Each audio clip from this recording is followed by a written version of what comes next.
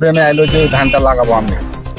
দেখে একটা মনে হয়েছে যে লাগাবো। এই ধানটা কোথায় দেখেছেন? আমি আগ্রহ হয় যে আমি এই ধানটা লাগাবো। লাগাবো। আশ্চর্য ঘটনা যে আমাদের চাঁপাই জেলার মধ্যে নতুন একটা ধান বাড়ালছে। আপনারা জানেন যে নতুন ধানের বীজ নিয়ে এসেছে, তো কৃষকের সাথে আমি কথা বলবো। তো আশ্চর্য ঘটনা যে ধানগুলো দেখে কালো কালো কুসকুসে হয়েছে, দেখতে পাচ্ছেন আপনারা স্ক্রিনে। তো ধানগুলো দেখে আমি আর লোভ থামতে পারলাম না যে একটা ভিডিও বানিয়ে ছাড়ি। তো আমি তার জন্য চলে এসেছি চাচার কাছে, যে চাচা এই বীজগুলো কোথায় পেয়েছে, আর ধানগুলো আমাদের এলাকাতে প্রথম দেখছি, এর আগে কি লাগালছে কি লাগায়নি, এটা আপনাদের মাঝে তুলে ধরবো আমি। তো চাচার মুখে শুনবো আমরা কিভাবে ধানটি এই জায়গাতে অবস্থিত হলো। আসসালামু আলাইকুম। ওয়ালাইকুম সালাম। এই ধানটি আপনি বীজটি কোথায় পেলেন? আপনি আমি রংপুর গাইবান্ধা থেকে সংগ্রহ করেছি। ফোনে নাম্বার দেখে, ফোনে ধান দেখে নাম্বার ফোন করে সংগ্রহ করলেন? সংগ্রহ তো করেছি। এটা আপনি ধানটা কিভাবে আপনার ব্রেনে আইলো যে এই ধানটা লাগাবো আমি? দেখে একটা মনে হয়েছে যে লাগাবো। আপনি এই ধানটা কোথায় দেখেছেন? আমি দেখেছি ওই নাম্বারে, ফোনে দেখেছি ধানটা। ফোনে দেখেই, মোবাইলে দেখে? মোবাইলে দেখে আপনার আগ্রহ হয় যে আমি এই ধানটা লাগাবো। তো এই ধানটি আপনি লাগাইলেন, তো কৃষি অফিসারের সাথে যোগাযোগ কি হয়েছে আপনার? যোগাযোগ হয়েছিল, তো কৃষি অফিসার এখনো আসেনি। কৃষি অফিসার এখনো জমিতে আসেনি? না, একদিনই প্রথম আসছিল, আর আসেনি। আমাদের এলাকাতে কি আপনি এই ধানটি লাগা দেখেছেন? এই ধান? জি জি। আর কোনটি দেখিনি। আপনি কোনটি দেখেন? ফোনে দেখেছি। মোবাইলে দেখে আপনার আগ্রহ যে আমাদের এলাকাতে হবে কিনা দেখবো, ধানটি লাগাবো, তার জন্য আপনি ধানটি লাগাইছেন। তো ধানটি লাগিয়ে আপনার এই প্রথমে আপনি মাটি জৈব সার দিয়েছেন জমিতে? হ্যাঁ দিয়েছি। জৈব সার যে কোনো সার দিয়েছি। জৈব সার কতটি দিয়েছেন?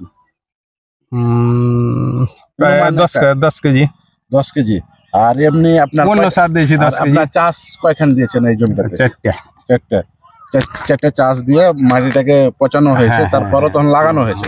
তো এই যে ধানটা এখন বর্তমানে অন্য ধান থেকে এখন কেমন, এই এর আগে তো এগুলা ধান চাষ করেছেন অন্য ধানগুলা, তো এই ধানটাতে কেমন পানি টানছে বেশি না কম? না, একই খাবার, একই পানি, সবই চালাচ্ছি আমি একই রকম। তো আপনি এটা বিচনটা কত টাকা কেজি কিনেছিলেন? 300 টাকা কেজি। 300 টাকা কেজি কোরিয়া সার্ভিসে নিয়ে এসে বাড়িতে। তো আপনার নামটা কি? রবিউল ইসলাম। রবিউল ইসলাম। এই জায়গাটার নাম কি? পিড়াসন বাজারের পাশে এই জমিটা অবস্থিত। তো ধানের নামটা কি? দুলালী সুন্দরী। দুলালী সুন্দরী। তো আশা করছেন যে ধান এগুলার থেকে বেশি ফলন হবে? কেমন বলা যায় না এখনই, আশা করছি যে ধানটা ফলনটা বেশি হবে। ধান দেখে ভালো লাগছে। ভালো। আপনার লাগার ইচ্ছা হচ্ছে? হ্যাঁ, ওইবার এখান থেকে বিছন লাগাবো সামনে। আমাদের চাঁপাই জেলার মধ্যে এখন সারা দেশে এখন ছড়িয়ে যাবে এই ধানটি। আমাদের ধানটি নিয়ে এসেছে, এটা সুনাম ছড়িয়ে গেছে। আমরা মনে করছি সারা বাংলাদেশে এখান থেকে রপ্তানি করবো।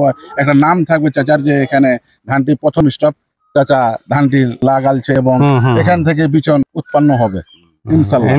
দুলালী সুন্দরী নামটা কেন নামকরণ করেছে? ওনার নাম নাকি? ওই যে লোকটা করেছিল ওটা মহিলা।